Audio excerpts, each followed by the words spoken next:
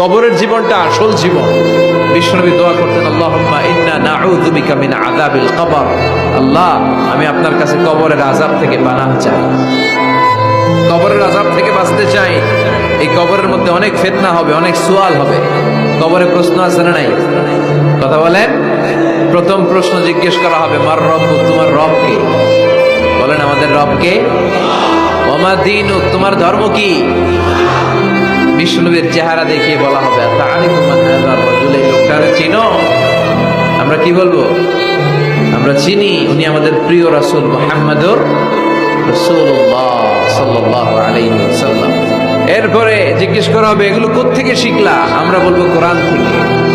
ফায়ুফসাহু লাহু কবরুহু ৭০ যিরাআন। সুন্দর সুন্দর উত্তর করতে পারলে আপনার কবরটারে ৭০ হাত লম্বা করে দেওয়া হবে। ইফতাহু লাহু বাবুন ইলাল জান্নাহ, জান্নাতের দিকে একটা দরজা লাগিয়ে